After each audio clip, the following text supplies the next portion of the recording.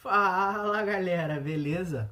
Então, o vídeo dessa semana tem uma pegada de guerra, uma pegada de armas, né? O vídeo da semana é sobre armas biológicas. É um vídeo que vocês estavam pedindo em alguns comentários. E é um vídeo que eu particularmente gosto, que trata tanto da Primeira quanto da Segunda Guerra Mundial. Então, pessoal, bora pro vídeo? Biológicas, né? Aí vocês ficam pensando, o que são armas biológicas? Armas biológicas, elas são englobadas dentro de um chamado de guerra biológica, e a gente pode dividir esse quesito de armamentos biológicos, químicos e de ações nucleares, né? Hoje eu vou estar trazendo para vocês o que é um armamento biológico e alguns vírus, algumas bactérias que possam ser englobadas como armas biológicas. Armas biológicas nada mais, nada menos que são agentes patógenos vivos. Ou seja, eles são tanto seres como fungos, vírus, bactérias, protozoários e uma junção disso que tem até uma arma biológica chamada quimera, que é uma junção de um vírus, que é o vírus do Ebola, com o vírus, se eu não me engano, da varíola. Ele é altamente mutável, altamente contagiante, né? E eles são utilizados para atingir territórios, são utilizados para atingir pessoas, grupos pequenos, grupos grandes, e eles também são utilizados para neutralizar um objetivo, ou neutralizar um ambiente, e por aí vai, né? A gente tem algumas ações efetivas de guerras biológicas nas Primeiras e na Segunda Guerra Mundial. Tem alguns casos como gás sarin, gás cloro, entre outros, né? A gente tem o caso mais antigo de guerra biológica, ele vem desde a época da antiguidade, né? Desde o Império Romano, Império Mongol, Império Húngaro e por aí vai. A gente tem com o Gengis Khan na China, o ataque com pessoas que eram infectadas com, como é que eu posso dizer, peste negras, os corpos, pegavam esses corpos que eram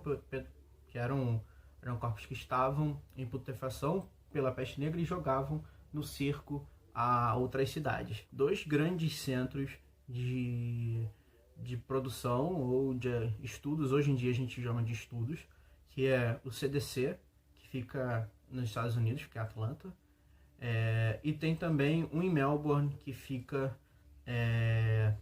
na Austrália. A primeira arma biológica é a varíola, e a varíola ela foi descrita ou foi descoberta na Índia, e a gente tem o surgimento dela por cerca do continente sudeste asiático e também no continente africano.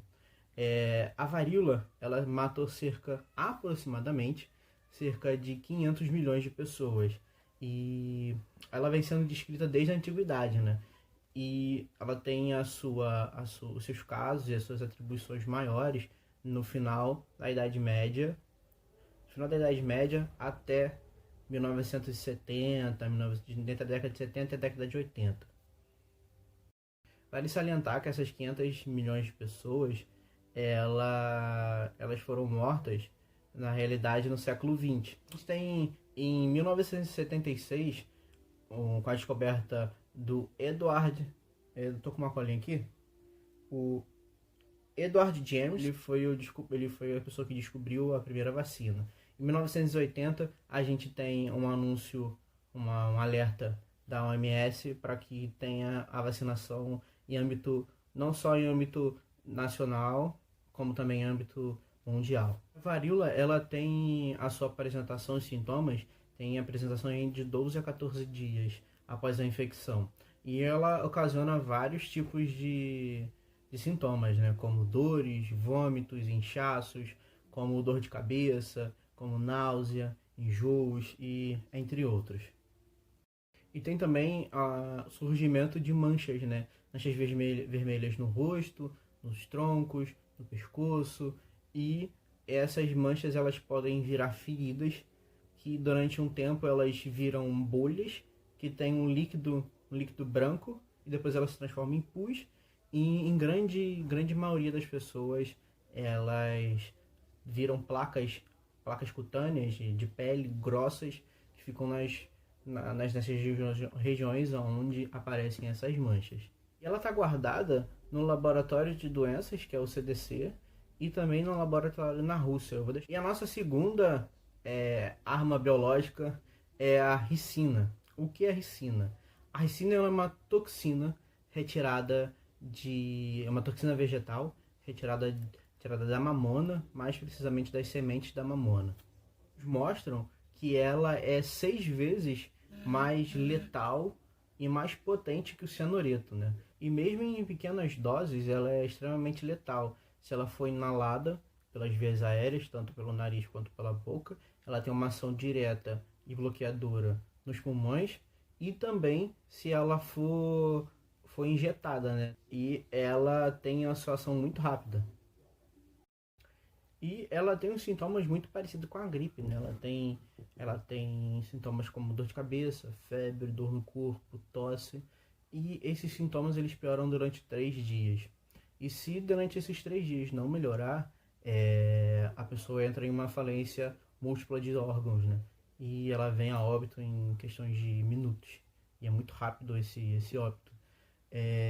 A gente tem observações dela e de ações na Primeira e na Segunda Guerra Mundial como pequenas cepas.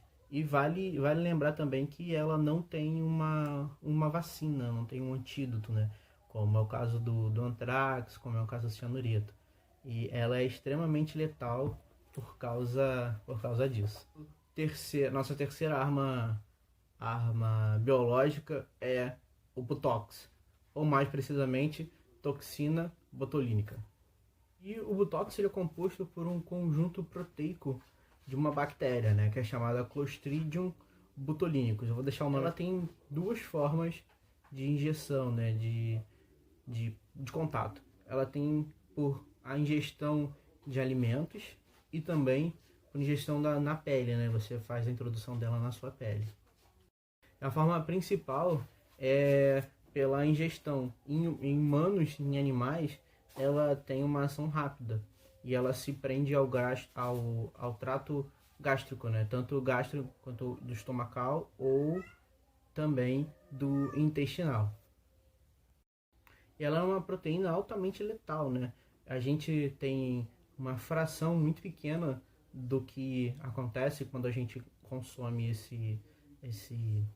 essa proteína em vidrinhos, né, para poder fazer aplicações de Botox. Ela chega a ser 10 ou menos vezes menos potente que o Botox em si. E ele tem uma ação extremamente neuromuscular, ou seja, ele ataca as enzimas da musculatura, deixando as enzimas da musculatura rígida, seus músculos ficam rígidos, e ataca principalmente ao seu sistema respiratório e cardíaco, né? Porque o nosso sistema respiratório ele é composto pelo pulmão e diafragma, onde essa construção desse sistema ele para e a gente vem a óbito por falência cardiorrespiratória. A nossa quarta arma biológica é o gás sarin. O que é o gás sarin? O gás sarin nada mais, nada menos é do que um gás que ele é completamente inodoro e incolor, literalmente no nosso sistema nervoso central. Ele também tem uma ação rápida e tem uma ação também nas enzimas musculares, né, causando essa contração excessiva e fazendo com que esses músculos percam a sua movimentação e a sua elasticidade. E a sua ingestão também ela pode ser pelas mucosas, tanto de nariz quanto de olhos, e também uma ingestão direta, né? E a gente tem alguns sintomas. A gente tem a contração de pupilas, tem uma salivação em excesso, tem uma sudorese. A sudorese nada mais nada menos é a suor em excesso também. E a gente tem dificuldade de respirar, dificuldade na contração dos batimentos cardíacos, e entre outros. E galera, ela foi utilizada em algumas ações também, como na guerra do Iraque e Irã, nas ações de Tóquio e nas ações contra ataques terroristas, na verdade também no metrô de Tóquio, e foi utilizado também em cartas, né, como o antrax. Bem, pessoal, a nossa quinta arma biológica é o antrax. Na realidade, o nosso antrax ele é feito do bacilo anthrax. Vou deixar passando o nome científico dele para vocês poderem ter uma ideia. E a maioria das formas de anthrax, elas são altamente letais. A gente tem vários tipos de cepas de anthrax, e as cepas que a gente tem conhecimento, elas são letais tanto em humanos quanto em animais. E elas podem sobreviver em situações adversas, se manter tanto toxicamente quanto letalmente latentes, né? E elas podem ser utilizadas em qualquer momento dessa fase. E como eu disse antes, tem três tipos de anthrax, né? Tem o anthrax cutâneo, o anthrax gastrointestinal e temos também o anthrax pulmonar, que a gente chama de cepa mais forte, né? E tem alguns sintomas que são acometidos por manchas no corpo,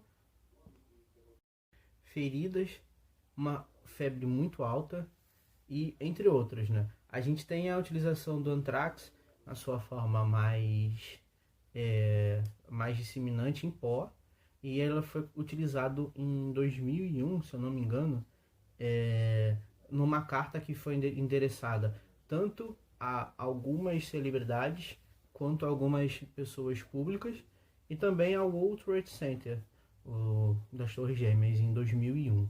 Nosso bônus, nosso seria o sexto, é a peste bubônica.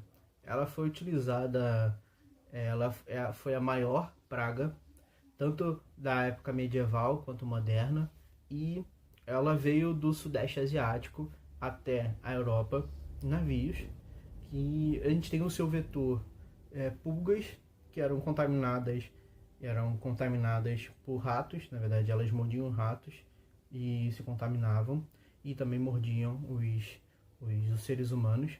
E esses ratos eram ratos cinzas que vieram nos porões de navios que vinham das rotas comerciais entre o Ocidente e o Oriente. Na realidade, entre a China, com Gênova, Veneza e outras cidades-estado da época da Itália. E há registro que a peste bubônica ela matou mais de 25 milhões de pessoas, tanto a primeira fase quanto algumas outras fases que a gente tem. A gente tem três tipos de bubônica, que é a peste bubônica, a peste pneumônica e, se eu não me engano, a outra peste a gente tem a peste séptica, que ela é a maior e a mais elevada, com grau mais elevado de contágio, né? O que seriam esses bubões? Bubões vêm dos bulbos, que são, ou dos bulbos são das cidades, que eram pestes, essa peste ela era mais centralizada nas cidades, ou também pelos nossos linfonodos, né? Bulbos também podem ser feridas que são encontradas no nosso corpo quando a gente é acometido por essa doença. E a gente tem essas feridas, elas infeccionam e estouram. Nesse caso, elas estouram, elas ficam purulentas, elas ficam com um odor de carne podre, né? E ela é considerada a arma mais letal de todas as outras, né? A gente tem aparentemente a utilização dela na Segunda Guerra Mundial, na China, onde um general japonês, quando a China ela foi tomada pelo Japão, esse general japonês ele fez vários testes na população chinesa. Ele fez uma bomba que tinham pulgas infectadas. Isso era um míssil de cerâmica que ele era jogado, e quando ele caía ele quebrava, se espatifava, e ele lançava essas pulgas que eram contaminadas na população. Os estudos e os historiadores, estudos que eu fiz, falam que mais de 400 mil pessoas morreram na China por causa dessa bomba, né? E a gente tem também Gengis Khan como o maior conquistador da Ásia e de boa parte da Europa, utilizando essas pessoas que eram contaminadas, esses corpos que eram contaminados, e eram catapultados para dentro das cidades ou dentro dos cercos e assim a gente tem a nossa primeira, considerada a nossa primeira arma biológica. Então, pessoal, o vídeo dessa semana foi sobre as guerras e armas biológicas, e eu achei que foi interessante trazer para vocês, porque é um vídeo que vocês pediram, e um vídeo que tem uma pegada muito boa de história. Eu vou trazer uma série sobre eles, na verdade, falando sobre a guerra química e guerra nuclear. E então, pessoal, se vocês gostaram, deem um like, compartilhem, se inscrevam no canal.